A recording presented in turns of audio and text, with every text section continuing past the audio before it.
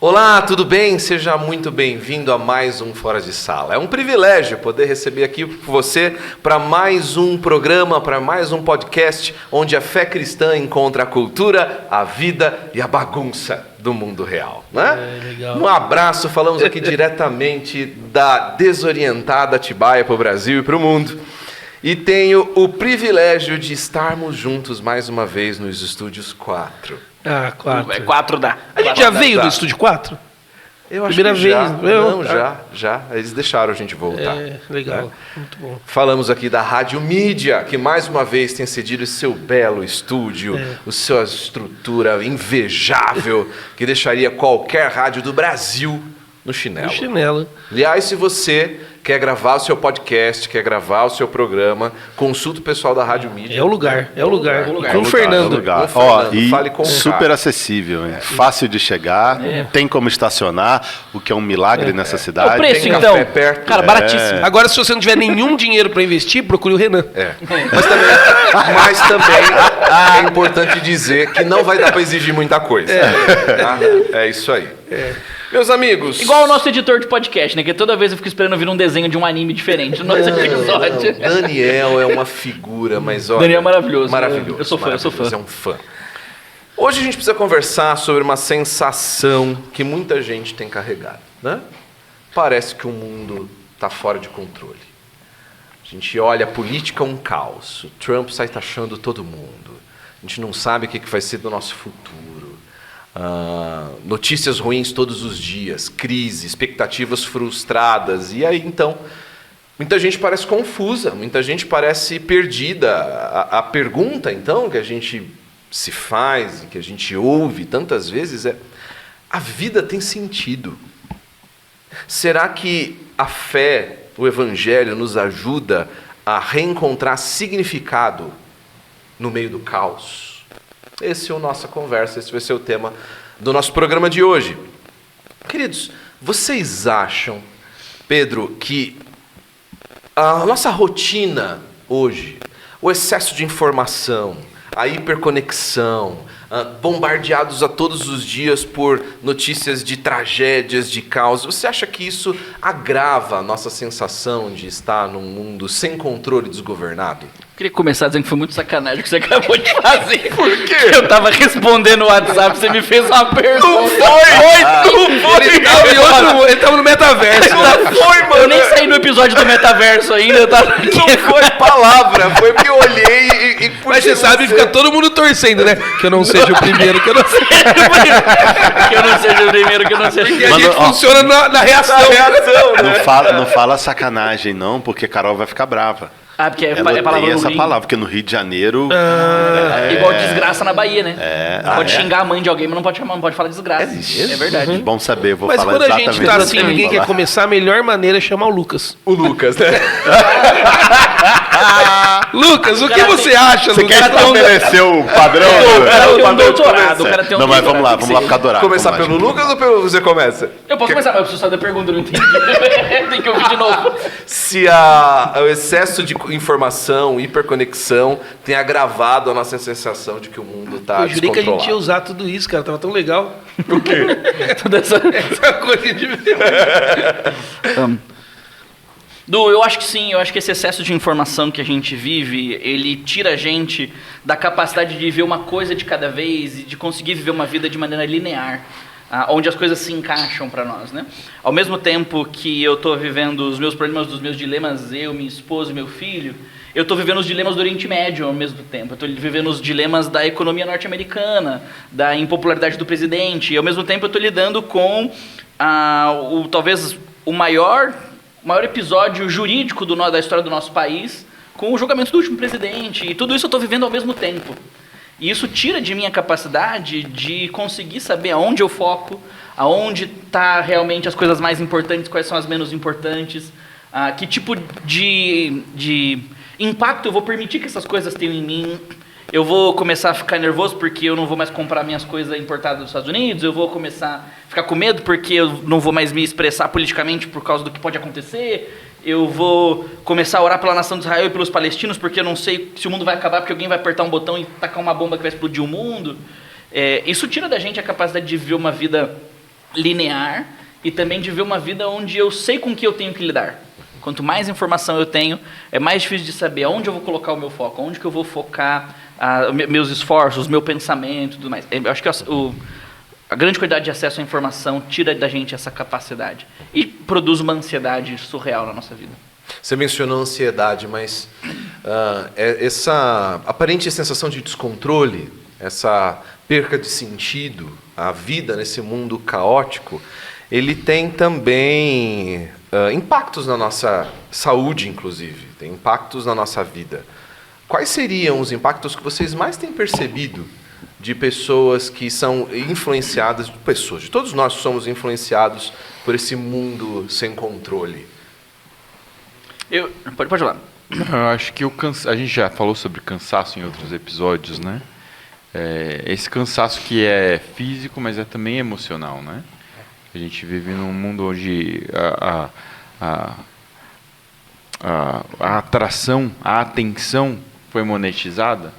Então você vive constantemente chamado por cada uma dessas vozes que está presente nessa dinâmica caótica do nosso tempo.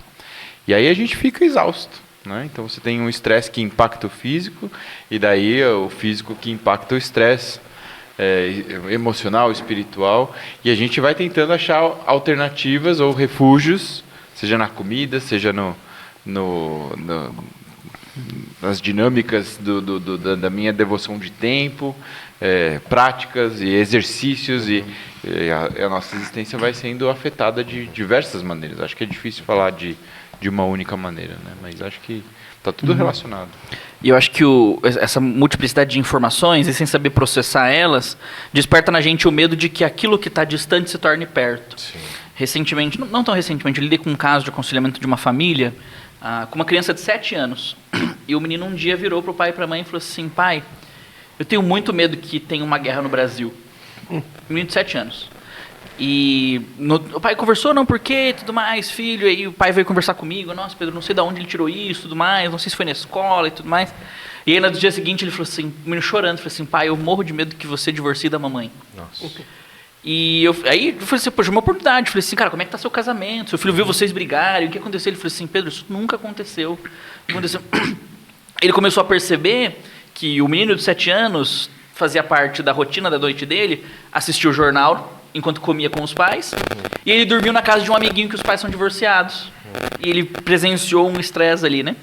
E isso, de alguma maneira, virou 2 grandes medos da vida dele. E 2 grandes medos muito opostos, né? Uma guerra no meu país, meus pais se divorciarem. Um mais próximo, um mais distante. E o menino teve crises de ansiedade e pânico, com 7 anos de idade. Ele chorava, ele tinha medo, ele não queria sair de casa, com medo de voltar para casa e o pai não tá lá, ou a mãe não tá lá. Porque aconteceu isso com o amiguinho da escola. Ele tinha medo de ir para a escola porque, e se tiver uma guerra, eu não vou conseguir voltar para casa. Óbvio, isso é uma história que é real, mas ela mostra o extremo, né? Mas eu acho que isso é um pouco do que a gente experimenta e que a gente nem imagina que às vezes afete as nossas próprias crianças, né?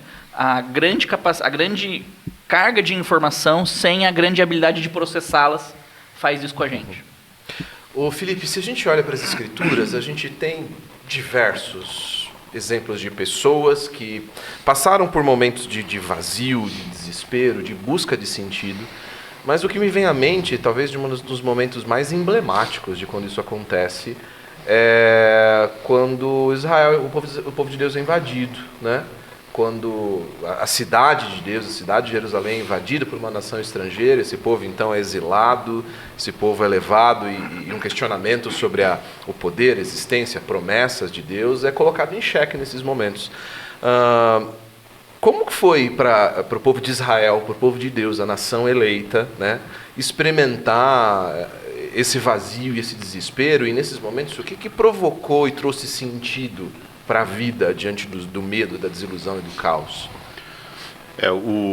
Esse episódio que você se refere é um episódio de fato muito importante que gerou uma crise de identidade, um estresse emocional que se prolongou durante centenas de anos. Israel vivia, o reino de Judá, o reino de Israel foi destruído, que era o reino do norte, o reino do sul, Judá, ele não dava ouvido à lei, nem aos profetas, que chamavam eles de volta à obediência ao Senhor. As décadas foram se passando, até que o caldo entornou e não tinha mais jeito. E aí você tem um episódio muito emblemático que antecedeu essa situação, que foi a conversa do Abacuque com Deus. O Abacuque fazendo perguntas a Deus e o Abacuque não entendendo as respostas que Deus estava dando. E aí os babilônios, eles chegam a Judá, eles tomam o controle do mundo antigo, né, se tornam o poder hegemônico do mundo antigo, chegam a Judá, o reino se rende e, depois de uma série de eventos, no ano 586, os babilônios, eles entram na cidade de Jerusalém, eles destroem totalmente a cidade, eles destroem o templo e eles levam o restante do povo exilado para a Babilônia. E aquilo ali gerou um choque, porque eles não conseguiam entender como que Jerusalém tinha sido destruída. Afinal, aquela era a cidade do grande rei. E o templo era a casa de Deus. Como é que Deus deixou aquilo acontecer? Eles vão embora para a Babilônia e eles passam... São 70 anos de exílio, né, na Babilônia, e eles é meio que... A maneira deles enxergarem o mundo dá um bug. O Jeremias precisa escrever para eles e falar para eles, fica firme, vai vivendo sua vida. Então, isso fica muito marcado. Eu acho que um dos livros que mais captura esse momento é o livro de Lamentações, onde Jeremias está refletindo, é como se o profeta, é como se ele estivesse... olhando para um cortejo fúnebre. E o corpo que está passando é o corpo da Jerusalém, que foi morta.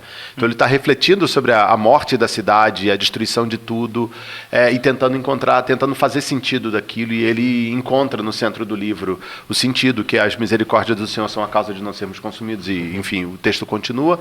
O povo volta no ano... a cidade é destruída em 586, o povo volta em 538 para reconstruir o templo. E eles reconstroem o templo em 516, e quando você chega lá na época do Esdras e do Neemias, já 80 anos depois do retorno deles, eles estão confusos ainda. E o Antigo Testamento termina com aquele gosto amargo na boca, do tipo, se nós somos o povo de Deus, por que nós não temos mais rei? Por que a glória de Deus não voltou para o templo? Por que aquele prédio tão pequenininho não chega nem perto do que esse templo era anteriormente? O que vai acontecer com a gente? E aí eles entram naquele processo do período interbíblico, que é um período de tentativa de encontrar uma identidade. Várias vozes dentro de Israel surgem, interpretando as Escrituras, escrevendo novas reflexões sobre as Escrituras, e essas vozes, elas muitas vezes são dissonantes, e tem alguns aspectos que são muito característicos da identidade deles. Eles são um povo eleito de Deus, é isso.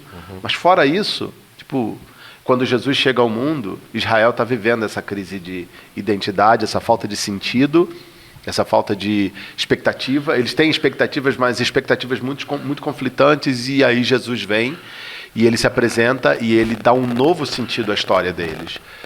Só que as lideranças... a liderança religiosa da nação, que mantinha o controle espiritual da nação, eles não aceitam aquilo, então eles matam Jesus. Eles matam o único que podia dar sentido à história deles.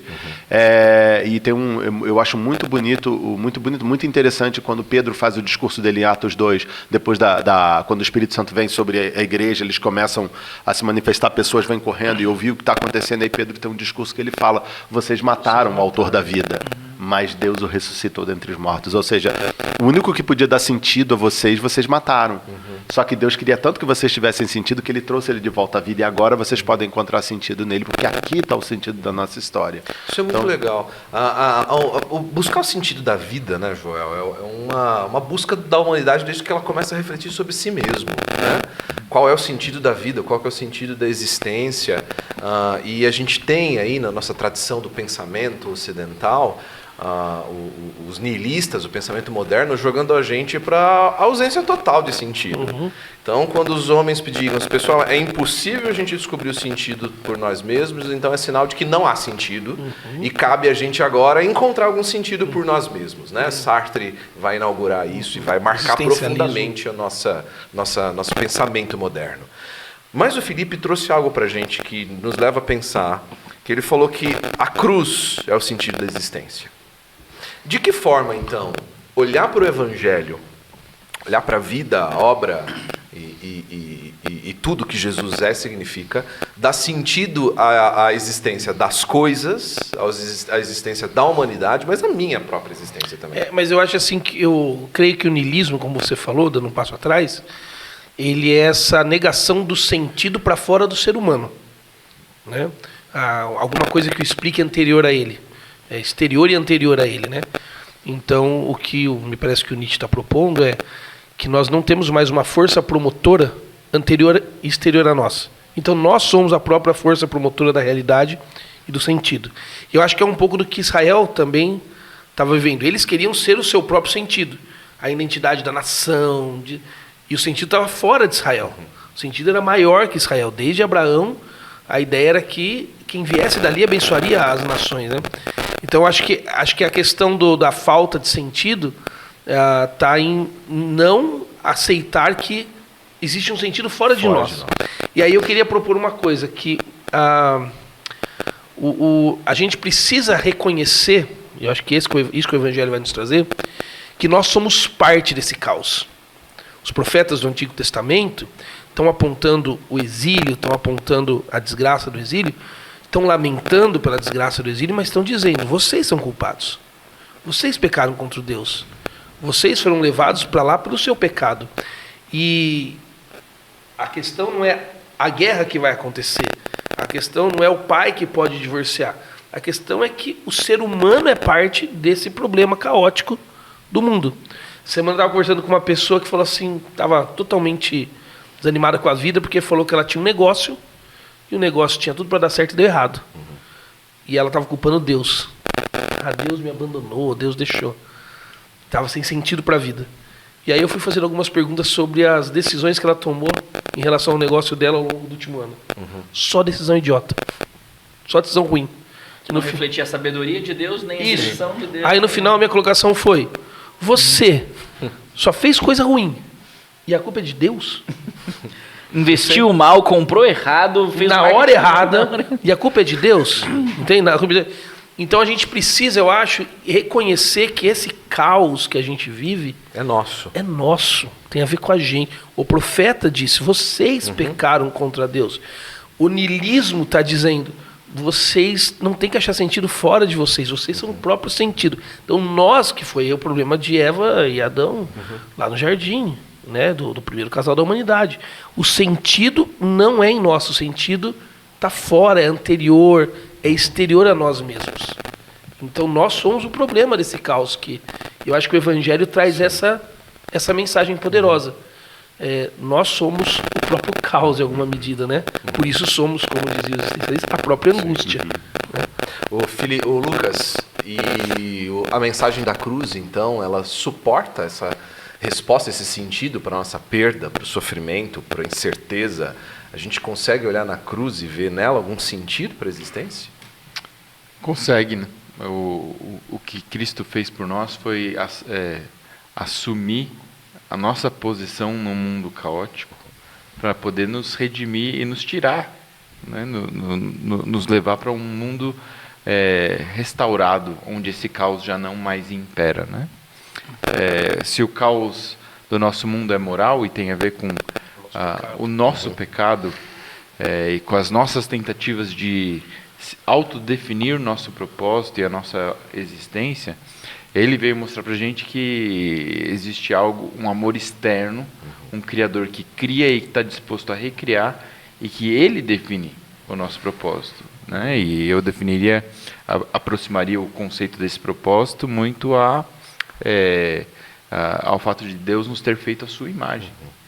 Ele nos fez para ser representantes visíveis desse Deus que é invisível, e estabelecer ou demonstrar o seu governo como subregentes nessa criação, né?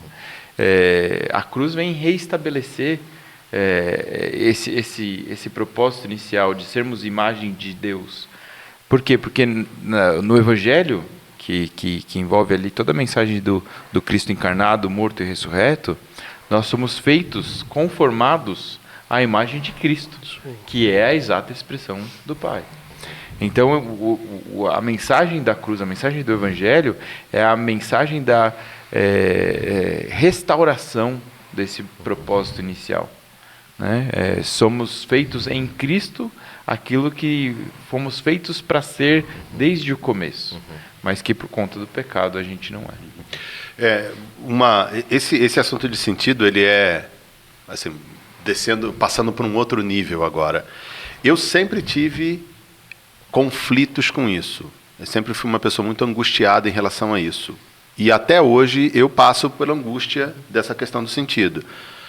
A música, se eu pudesse definir a música tema da minha vida, é aquela música do Supertramp, aquela Logical Song, maravilhosa, que eu ouço várias vezes. A minha filha não entende por que eu ouço aquela. Precisamos conversar mais sobre isso. E a ideia de, assim, como é que deixa eu começar, né, antes de solucionar o problema. A cruz é o centro, como vocês mencionaram. Mas se ela é o centro, isso significa que você tem o começo e o fim. Ou seja, você encontrou o centro, mas você tem que entender que existe um início e que existe um fim. A coisa começou e um dia ela vai terminar. Como é que eu não pedi para nascer. Os meus pais me tiveram porque eles quiseram. Então eu fui jogado nesse mundo sem o meu consentimento. Mas uma vez que eu estou aqui, eu preciso viver nele. E existem muitas coisas que acontecem ao meu redor, eu não tenho o mínimo controle, eu não sei por que elas acontecem, e elas vão se sucedendo a vida inteira. E aí eu olho o noticiário, aí eu estudo história, e aí eu vou para a literatura em geral, e eu começo a perceber que tem coisas que são profundamente angustiantes. Cara, por que pessoas nascem no mundo em que... Existem pessoas que nascem no mundo que elas não têm um dia de paz na vida. Um dia de paz na vida.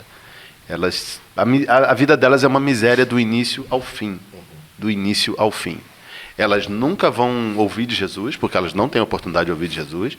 Elas nunca vão ter um dia de sossego, elas vão morrer da maneira mais trágica do mundo.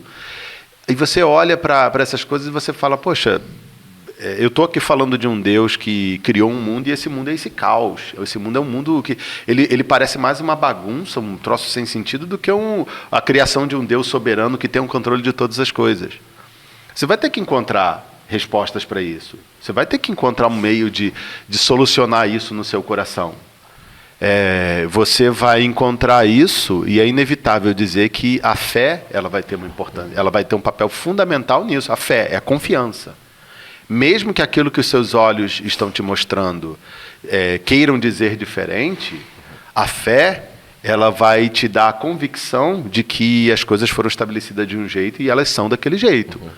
O exemplo eu tenho a história da minha avó. A minha avó tem 96 anos. A minha avó, ela conta a história um pouco da vida dela para mim, os fragmentos que eu vou pegando. Ela nasce na pobreza, ela é dada pela família para um homem que já tinha uma família. Ela é criada na pobreza por esse homem que oprime a vida dela, que tem um monte de filhos e maltrata os filhos. Ela, quando cresce, quando ela chega a um determinado ponto, ela já tem uma idade avançada, esse homem tenta fazer algo contra a vida dela, os filhos já são adultos, salvam ela, e o filho mais velho, que foi expulso de casa, que conseguiu fugir e ter bens, volta, resgata ela e leva ela para uma outra cidade, e ela vai viver agora em segurança, separada daquele homem que causou muito mal a ela. E no dia do enterro dele, ele morre com 92, 93 anos, no dia do enterro a minha avó está chorando do lado do caixão, depois de, sei lá, 30 anos longe dele, e eu pergunto por que ela estava chorando, se ele só fez mal. Vó, por que você estava chorando? Um cara fez tão mal a você. E ela falou assim, Felipe, ele é o pai dos meus filhos. E aí você vai entender a resposta da minha avó, baseada num contexto do que ela viveu. Quando ela era adolescente, ela, por acaso, entre aspas, num ambiente totalmente não possível daquilo acontecer, ela se converte. E ela vive a fé dela debaixo daquele regime de opressão, educando os filhos dela da melhor maneira possível, até o momento em que ela vai ter liberdade para viver a fé dela, estar numa igreja, enfim, educar os filhos que restaram, que já ainda estavam com ela dentro da igreja e tudo. E a fé vai dando sentido à vida dela. A fé em Cristo foi a única coisa que deu sentido à vida da minha avó. E mantém o sentido até os 96 anos de idade. E dessas últimas décadas, ela viu coisas que são difíceis. Neto que morre de leucemia, jovem, filho que está com uma doença terrível, uma situação terrível, que tem tudo para falecer antes dela, e nenhum pai devia ver o filho falecer antes dele. Então, a história da minha avó, ela me ajuda a perceber isso na minha própria história. Que tem um monte de coisas boas que aconteceram. Na minha vida tem mais coisas boas do que coisas ruins. Mas tem coisas ruins que marcaram. E você vai encontrando sentido na fé. O seguinte, você pega a metanarrativa da Bíblia, a história da Bíblia. Você não pega um pedacinho da Bíblia para dar sentido a ela. Você pega a história inteira, o começo, o meio e o fim. E você vai entender que existe um Deus que estabeleceu as coisas com um propósito e de um jeito.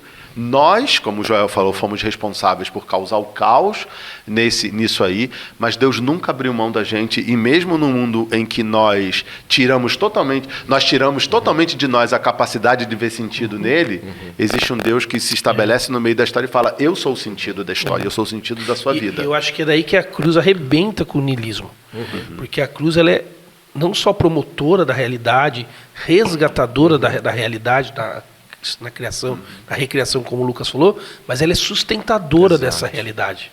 Ela sustenta, eu acho que foi a filha do Billy Graham, se eu não me engano, que lá no caos do 11 de setembro, perguntaram para ela onde estava o seu Deus quando isso aconteceu.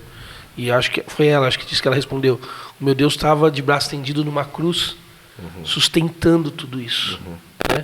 Permitindo que isso aqui não colocasse tudo fora do plano dele. Então, onde estava Deus quando a avó do Felipe estava sendo oprimida?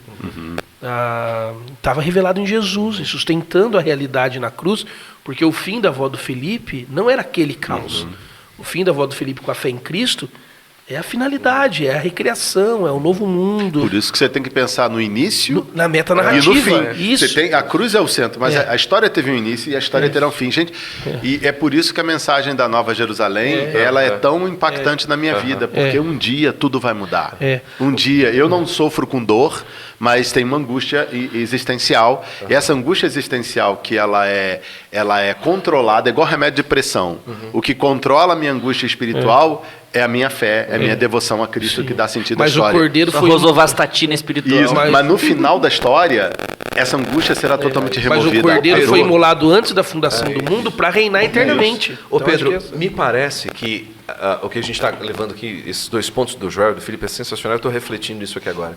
Me parece que de todas as explicações... Não, vocês são maravilhosos, viu? Muito Gostei obrigado. do que vocês falaram. Muito bom aprender com vocês.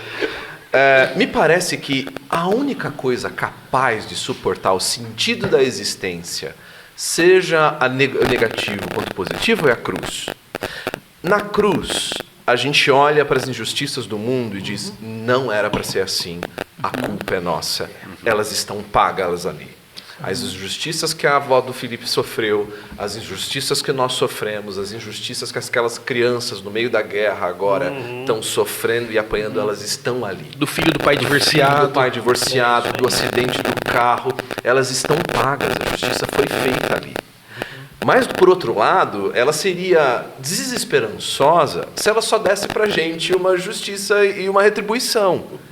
Mas a cruz também nos aponta para como as coisas serão, para a nova vida que ela oferece para a gente. Então ela diz, olha, as coisas não deveriam ser como eram, e agora elas estão pagas, mas há uma nova vida que vai ser, onde todas as coisas serão restauradas. Você acha que então, diante dessa perspectiva da cruz, é isso que encoraja agora aquela dona de casa que está ali de novo sofrendo com as injustiças da vida, o cara que perdeu o emprego e foi vítima de uma injustiça no trabalho. Isso consegue dar para a gente sentido no meio dos nossos dilemas e sofrimentos sem sentidos do nosso dia a dia? Sim, porque a cruz ela é a porta de entrada para a criação das últimas coisas e para o início do fim na história da humanidade, porque a cruz ela é o que possibilita a ressurreição de Jesus. E a existência da ressurreição é o que dá substância e base para a nossa esperança. Porque Jesus está vivo, porque Jesus é o primeiro da nova criação, porque o seu corpo é o corpo restaurado e ressurreto. Agora nós temos a garantia de que, por estarmos unidos com Ele, nós também viveremos esse mundo e esse corpo restaurado, e não só aqui, mas numa realidade totalmente restaurada. Eu acho que o grande segredo para nós é aprendermos a viver uma espécie de uma terapia do batismo, de novo nas nossas vidas. Você está lendo esse livro, né? Eu li também. Muito bom. A gente precisa aprender a viver uma espécie de uma terapia, de uma aplicação da terapia do batismo na nossa vida. A vida está uma droga, mas eu morri com Jesus e eu ressuscitei com Ele e eu vou ressuscitar de novo no futuro. A vida está muito difícil. o pecado me assola, o pecado dos outros me assola, mas eu morri com Jesus, eu vou ressuscitar com Ele. Eu já experimento disso um pouco hoje, eu vou experimentar disso numa realidade futura. Então, por causa da ressurreição, nós temos uma esperança renovada, nós temos um vislumbre dessa esperança já no nosso meio hoje, isso já é um aspecto inaugurado da nossa existência. Acho que esse é um elemento importante do cristianismo também. O cristianismo ele não é totalmente futurista. Ele não está esperando que tudo aconteça no futuro. Ele já experimenta dessa realidade transformada hoje. O fato de eu olhar para o pecado e ele me assustar e eu tentar rejeitá-lo, já é a presença dessa nova criação na minha vida hoje. O fato de eu olhar para Deus e querer caminhar em direção a Ele, não para longe dele, já é um pouco dessa esperança de uma nova criação existindo em mim hoje, né? O fato de eu ver Deus curar pessoas, de Deus restaurar casamentos, de Deus trazer resolução para problemas por meio da ação do Espírito e de corações quebrantados, já é uma esperança que já se materializa hoje. Então, essa é a grande beleza para mim da ressurreição, como aquilo que põe em ordem as nossas dores e resolve os nossos dilemas, né? A ressurreição é a garantia de que o que a gente vive hoje não vai ser assim para sempre. Porque a ressurreição foi a garantia de que a morte que Jesus morreu não era para sempre. É mais ou menos quem já teve a experiência de ter um ambiente terrível, um ambiente que não gosta, quer fazer uma reforma, mas não consegue identificar. E contrata um decorador de interiores, um arquiteto, e o arquiteto mostra aquele plano maravilhoso. E você olha assim, cara, isso aqui vai virar isso aqui. A esperança para minha a casa. Esperança, ou seja, Jesus ele mostra que isso aqui vai virar isso aqui. Olha que legal. Só que Isso é muito antes legal. disso aqui chegar, ele fala assim, ele vai e transforma a gente naquilo ali. E aí quando a gente caminha nós já somos a reforma de Deus, o edifício reformado por Deus, andando nesse mundo, caminhando para esse edifício E olha, reformado e a final. santificação é o pedreiro na reforma. Olha que beleza. Vai levar um tempo. O espinho na carne, né? Espinho na carne. Ele Ô mexe Lucas, com você, para a né? gente encerrar, queria que você trouxesse, fazer uma pergunta para você como encerramento aqui do nosso podcast de hoje. O Pedro trouxe uma expressão muito interessante, ele falou da terapia do batismo, né? A gente relembrar a cruz, olhar para a cruz, a nossa identidade em Cristo que Ele fez por nós. Muito embora, nós não somos batizados sozinhos. Nós somos batizados para pertencer agora a uma nova comunidade, a pessoas que pertencem e também passaram por essa mesma experiência. Lucas, qual que é o papel da comunidade cristã? Como a gente, como igreja, como batizados em Cristo, podemos ajudar outros nesse processo de reencontrar sentido? O sentido bíblico, o propósito da nossa existência revelado na cruz, tem uma direção que não é para si, né? Ela não é autocentrada. Ela é para Deus e para o próximo. É o amor a Deus e ao próximo. A cruz mostra de maneira muito evidente que o Filho veio, tomou o nosso lugar e se esvaziou, né? Até a morte de cruz. Ele não fez aquilo simplesmente por si. Ele fez aquilo por nós e para a nossa salvação. Ele fez aquilo para que a glória de Deus fosse evidenciada. Então, a direcionalidade do propósito, ela é sempre para o outro, para cima e para o lado, né? Para Deus e para o próximo. E isso é impossível sem a comunidade. Tanto é que quando a gente lê esse texto do esvaziamento de Cristo, lá em Filipenses 2, o tema do capítulo é a unidade da comunidade que vem por meio da humildade. Nós consideramos os interesses dos outros acima dos nossos. Essa vida propositada por Deus, ela é essencialmente comunitária, relacional, e envolve o amor, porque é no amor que a gente reflete o Deus invisível de maneira mais visível. Muito bom. É isso. Edu, eu queria terminar, acho que só dizendo algo que acho que é importante, né? Se você está ouvindo o nosso podcast hoje, você luta com o sentido da sua vida e você não sabe por que você está aqui. A primeira coisa que você precisa parar de fazer é olhar para dentro. Vai todo mundo te dizer isso. Olha para dentro de você, busca algo em você e tudo mais. Recentemente, os livros do Viktor Frankl ganharam uma nova atenção no meio, na internet, né? A ideia de você fazer terapia pela busca do sentido, encontrar uma razão de existência para explicar o sofrimento, dar conta do sofrimento. Esse é o movimento mais desesperador que você pode fazer. Quanto mais para dentro você olhar, mais desesperado você vai ficar. Porque se Jesus não transformou você, quanto mais para dentro você olhar, mais trevas você vai encontrar. Exatamente. Quanto mais fundo você for no coração, mais escuro é. O coração é um poço profundo. Se a luz de Jesus não brilha lá dentro e transforma e traz sentido de dentro para fora. Então não olhe para dentro de si para encontrar sentido. Também não necessariamente olhe para sua história. Porque talvez você vai olhar para a história dos seus pais, daqueles que vieram atrás de você, e achar que você precisa ser e chegar onde eles chegaram. Isso também é desesperador. Porque talvez as condições econômicas do mundo que eles viveram nunca mais vão existir para o nosso mundo. O grande lugar para você encontrar sentido é quando você olha para cima. Quando você encontra e dá de cara com Jesus e vê o plano que Deus tem para a história. Como no final Deus termina todas as coisas. E isso é uma coisa incrível. Eu tenho meditado muito sobre isso porque eu prego agora no segundo semestre Filipenses inteiro na nossa igreja. E o versículo 6 do capítulo 1 está fixado ali na minha mente. Eu volto ele todos os dias. Porque eu estou bem certo de que aquele que começou a boa obra vai completá-la até o dia de Cristo. Deus nunca deixa por inacabado aquilo que Deus começa. Então, às vezes, a minha falta de sentido na vida, ela está ali porque parece que as coisas deram errado ou porque eu nunca vou chegar a algum lugar. Mas eu tenho um Deus que sempre termina aquilo que Ele começa.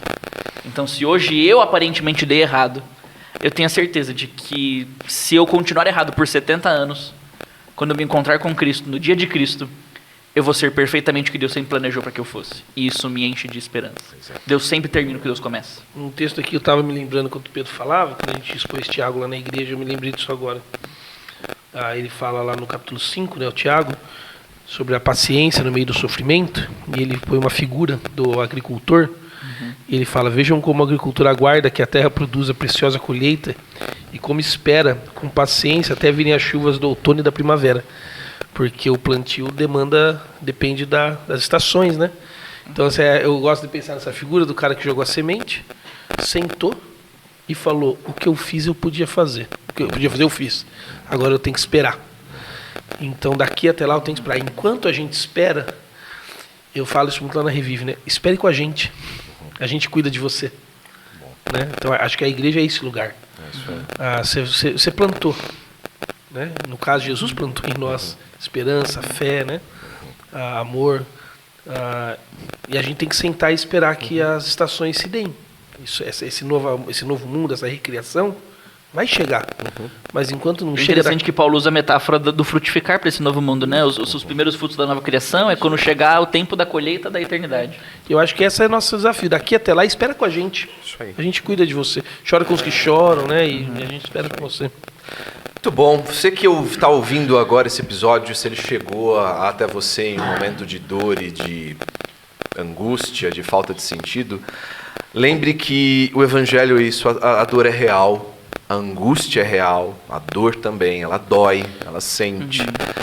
Mas o Evangelho nos lembra que na cruz, no momento mais escuro e caótico da história, ali Deus estava escrevendo uma história de salvação. Amém.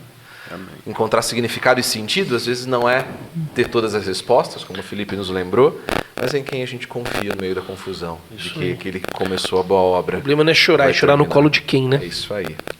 É isso, amigos. Obrigado mais uma vez por você ter acompanhado a gente até aqui. Obrigado pela Rádio Mídia que nos recebe aqui tão gentilmente, cuida tão bem da gente. É muito bom poder desfrutar da amizade de vocês. A gente se vê por aí. Um abraço. Amém. Valeu. Valeu.